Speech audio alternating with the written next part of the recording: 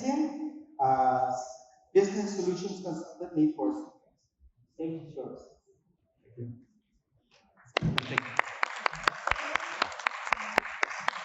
Sorry, it's a little right after lunch, so you got to hear me out probably for the next 15 minutes. Then I want this session to be more of an interactive one, where there's more questions going to be at the end. I'm going to share for the first 15 minutes, and then after that, 10 minutes, I want to see as many questions as possible, just to see what your ideas are based on the context I'm sharing here. So first off, again, the topic itself is on journey towards autonomous finance, which you can read here. But did you know that this is something extremely easy? Do you actually know what do you need most in this case? Anybody? I see a lot of confused faces, but essentially, this word, you need data. Yeah, it's extremely easy. There's no sweat. Everybody can achieve it right now, right? Yeah. So actually, thank you. I have nothing for the rest of the day. Yeah, I'm done. No, of course not. Yeah. So now I can see that some of you are confused, but actually, come, hear me out. So yeah, again, you think I'm crazy for starting lunch with a gigantic font on the screen, but do you have the necessary data right now to adopt autonomous finance? Okay. So the context here is that today you're building your new custom using blocks, of course. So this is a Lego block. So you store that in a pile like we always do as kids. And then you're spending time trying to dig through it, you're trying to organize your information. You realize that you're missing a specific block, that very tiny block that every time it goes under the carpet and no one gets it. So of course, this block itself represents your data. So today I'll be covering the importance of your data towards the journey towards autonomous finance. Of course, you include a little bit of tidbits on the trends that we see people are the technologies that people are using right now. We also see trends on how the mindset shift is going to affect the business. So that's where I'm coming from. So now, again, on the journey towards automation, we are on the left, we have process automation, and on the right, we have intelligent automation. So on your journey, in our opinion, there's three main key drivers here. Information itself, the system, and then the data. So the information that you see right now that you have on hand with current technologies, most often than not, are very reactive information. Things that you gather in quantity. Sometimes, simply when you pass it on to you, you're entering this and not thinking about it. So it's something simple that you can process. But we're moving towards intelligent automation, where we require AI to understand things, where we require you to understand in bulk, of course, the complexity of such data, how it affects maybe your forecasting, your budgeting, and all the other day-to-day aspects of your current industry that you're working in. All of this requires you to always have dynamic information. So things that always change. Next, we have fixed systems versus flexible systems. Again, just now I mentioned that you have fixed information coming in, information that you can do it constantly, information that is consistent. Now we're moving on towards more flexible systems for your intelligent automation. Maybe in the future you wish to deploy AI, for example.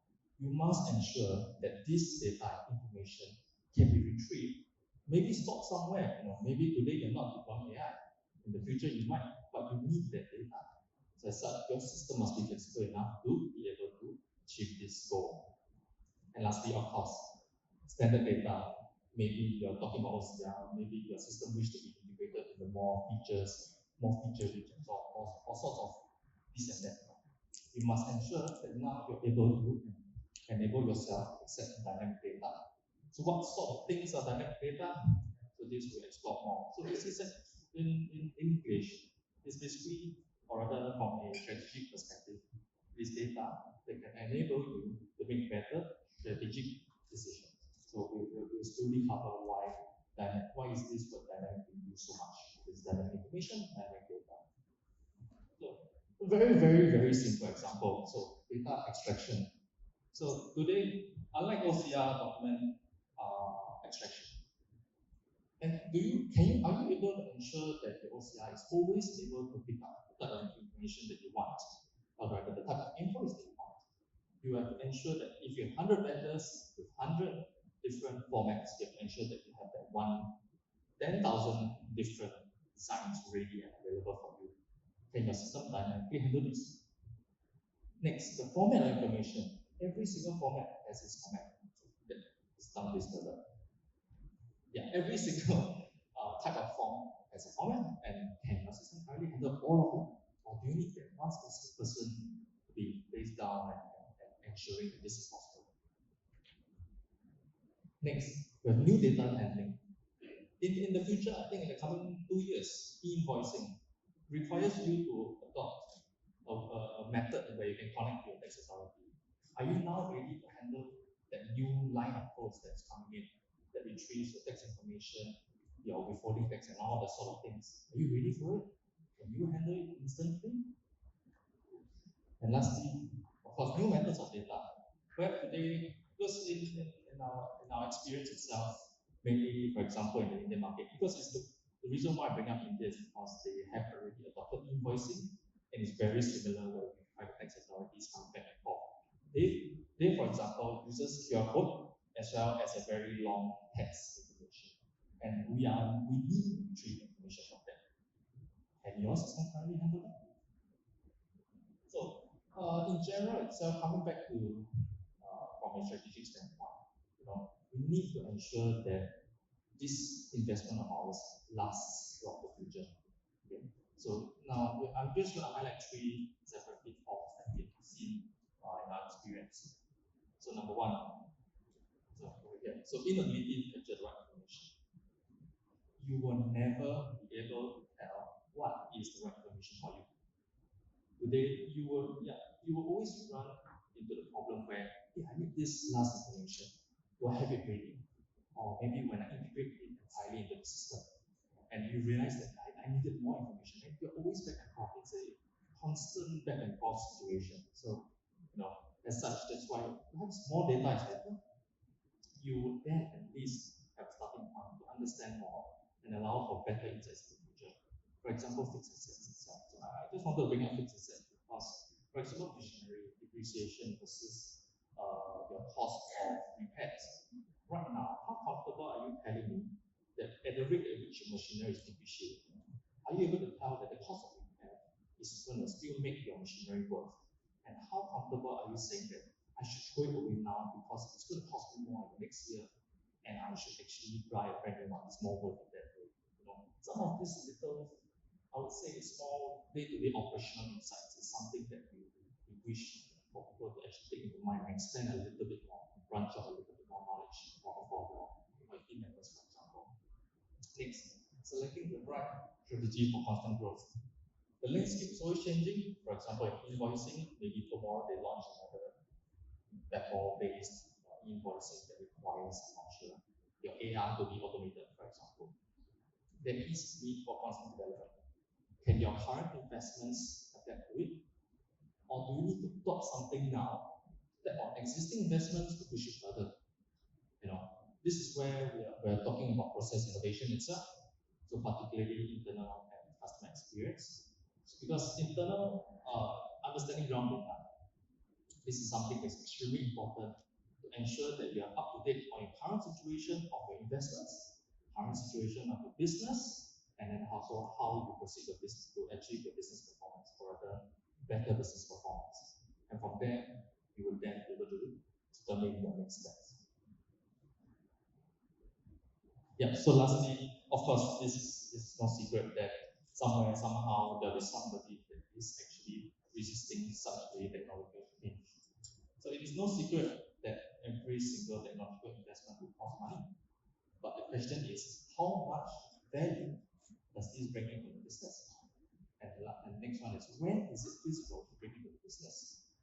And for us, we want the audience itself to bring home these 3 questions. Okay? Number 1, how much value do you think it brings to your business? Okay. Number 2, when will it be feasible? And the last one is, how much will it cost? This is what we actually cover in our big consultations with businesses to ensure that this digital investment will bring the most value, not only monetarily, and also for the entire business in the holistic environment. This is our cover. So Now that you have all of the data that you potentially have on hand, it will be able to answer your calls. So, insights. So this is of course the very hot topics now. We talk about AI foresight. We talk about incorporating AI to have consensus. We talk about having AI to make proper forecasting, budgeting reports. Right now, having all of like this as such, having all of this data that you require on the spot right now to make a decision, or understanding simply what is the outcome of a certain action will lead to a greater holistic development. Why? Because it boosts knowledge and also understanding of the colleague's role. They are better able to upgrade themselves to be more identical, and also they will ultimately then bring back value to their roles. They understand more, they can do work even better, and ultimately this will drive the business. So, with the rates at which the standards of industry is changing, so we have ensured that all employees are always up to date. Sometimes this can be challenging. But do you know what is the current state of innovation in your business? How fast can a company keep up and include these new compliances and measures in their processes? Okay. So last one is, so the reason why I highlighted these first two pointers, having insights as well as easily include compliances into the processes is because it directly impacts the flexibility of the business. You're able to better do short-term forecasting. You're able to then be more agile, adapt to situational changes. You're better able to understand your operational needs. And as such, this will then open the door to greater ability to achieve greater strategic success. So now, closing the gap towards touchless financial closure. So now, from an end user's perspective, how does the data affect you? So in our perspective, it's about changing mindsets, as I've mentioned a couple of times. In the past, we tend to do things on the fly. When we need an audit to be done, there's a panic rush. But are you familiar with that? Have you been through that, or are you currently facing that? I see some nodding heads, so don't worry, you're not alone with this. So in our experience, we want to give users the freedom to actually move strategies. So think about in this scenario. So typically, when you're handling invoices, you have to retrieve all the information, handle reconciliation, and all the exceptional steps, ensuring that everything is compliant. Next, we have also auditing your 3-day ledgers, for example, ensuring all compliance there. And then lastly, we will need to update the information and ensure all the information are ready for the next step. Having all of this right at the end is what causes the constant delay. But think about it this way. What if these steps happen on the fly and at the very beginning? This will allow for you not only to be able to meet all of the compliance requirements, whether it's internal, external, whether it's regulatory, for example, but also you'll be able to catch the errors and have lesser headaches for reconciliation. Some of these small benefits goes towards ensuring accurate data from the very beginning. Won't this make your life easier when going towards the financial closure? Won't this also make your financial processes faster? Now that you don't have to handle all these steps manually, now that you don't have to back and forth, now that you ensure that all the information are at your hand at any stage of time. So we understand that every business has its own unique processes and requirements. This is why we ensure that our solutions are able to adapt to ever-changing needs. So now, coming to highlighting on this. So, value. This word, I have kept repeating this word, value, and why intelligent automation should bring value to a business. On one side of things, we refer to value as cost savings, whereas on the other, we refer it as intangible assets. First, let me share about cost savings. So let me just very quickly share with you two case studies. So both attempting to meet your short-term operational goals. So Australian mining company, they were spending 45 man days a month simply on docket handling. So it's around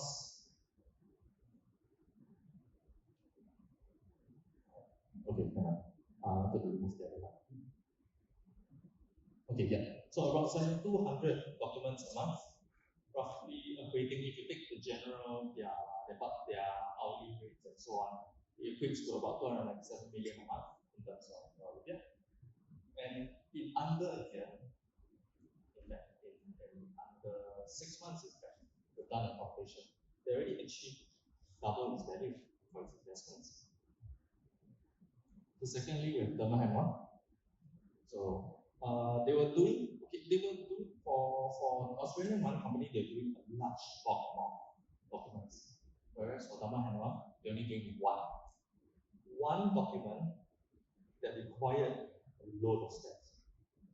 But this particular document was highly critical and it was an extremely business critical document. This one document took up a half a day for 3 persons a week to generate that review report. Now, taking all that in mind, we can also see that we can now see that actually on a year itself, we are actually selling that value 800 million and we got a ROI of almost 700%. So whether is it high volume, low volume, we want to be able to adapt to your trading.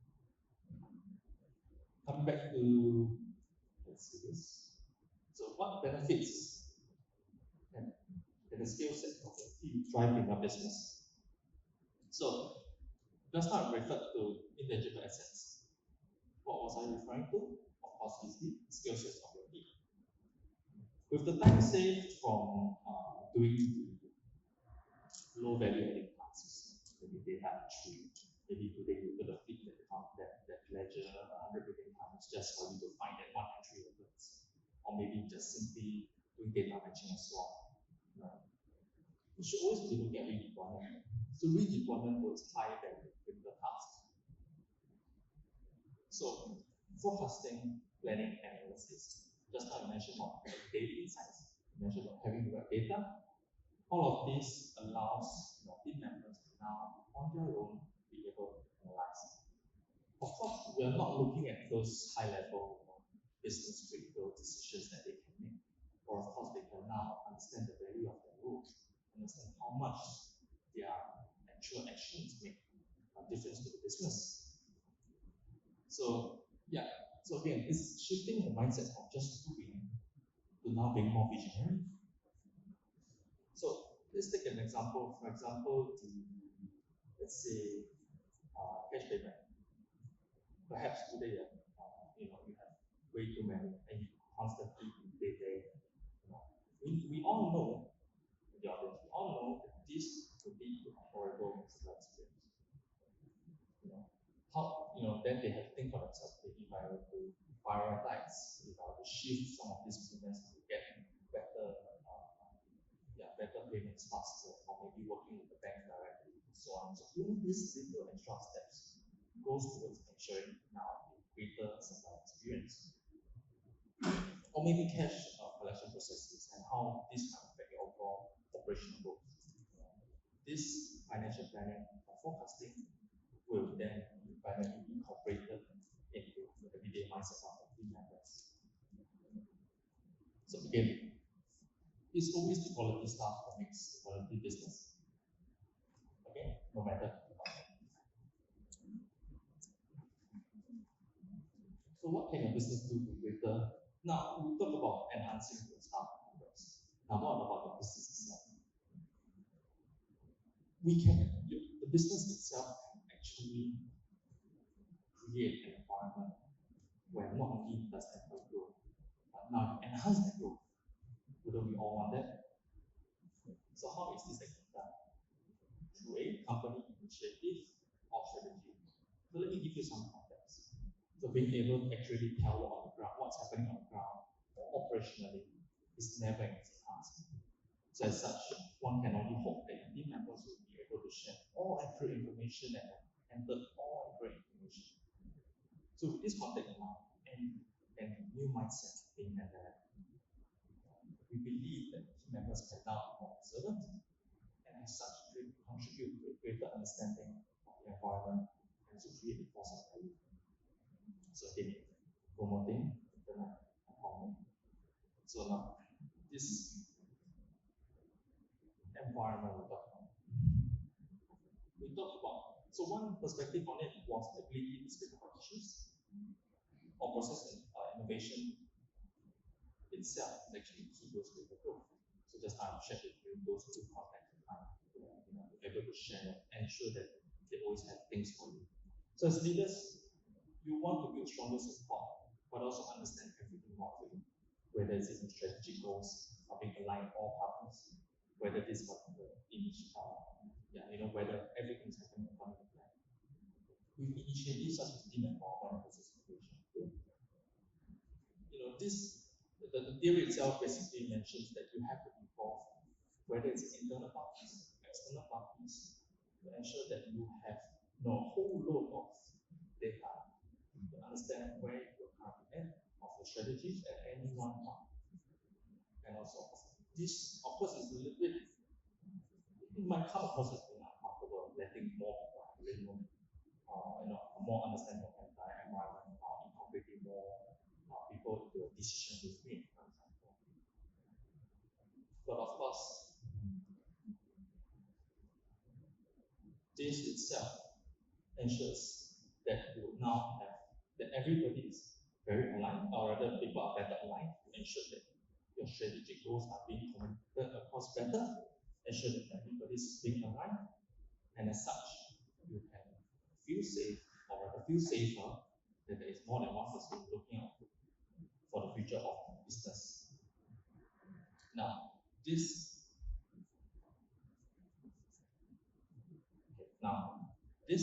itself is what we call a holistic environment. And this holistic environment is what will create the greater future for the business. And this is what the team is planning. Now, rather than being told, the team is able to look out for more opportunities, understand more gaps, and ensure the business success. This is why the mindset itself is what we believe that all businesses require to ensure a stable and smoother growth in the business.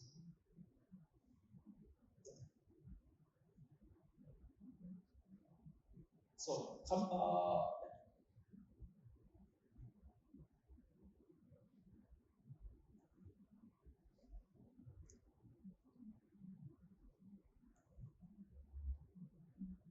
let's go back.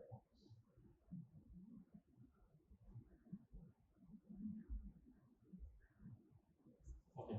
So at this point of time, you definitely hear about the almighty AI. AI that is going to take over everybody's jobs. AI that is going to do everything for you. But in our perspective, this is not the truth. So for number one, AI should never be ran without human intervention. For example, during financial forecasting and budgeting, it requires the knowledge and experience from the CFO to truly judge the forecast outputs.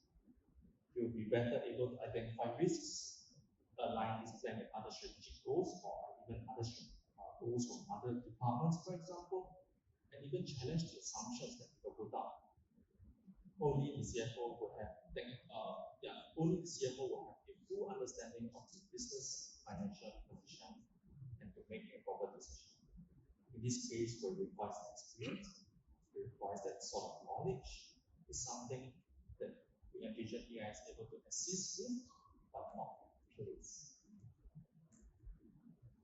Now, number two, I'm sure that you've heard that step towards autonomous finance is about introduction of AI to every single process. I'm here to tell you that is an extremely bad idea. Now, why?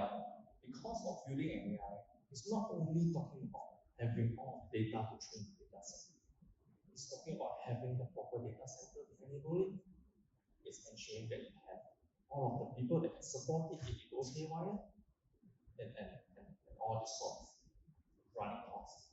So that's why this itself, talking about whether it's from the very beginning, providing guidance to AI, all the way have to retrain. This running cost is so much higher that in our everyday lives right now, don't foresee that you will be able to make full use of its value unless you're, of course, very, very, very leading edge right now. And lastly, finding a solution that suits your needs and grow with you. So this The scope of intelligent automation for us does not only cover AI, but we speak about perhaps newer automation strategies that enhance your current processes. So the scope of intelligent automation to us covers things such as smarter workflows, new business intelligence tools, other intelligent process automation tools that can not only assist with your current business processes, but it's flexible enough to adapt to coming changes. Again, to bring the most value out of the technological investments. That's why you need a solution to adapt to everything. So now I want to just have this question here that you can have in your mind. Do you have clean and useful data for your venture journey? Because this is the first step. Before you can think about what autonomous finance truly means to you, what sort of automations that you can do. And of course,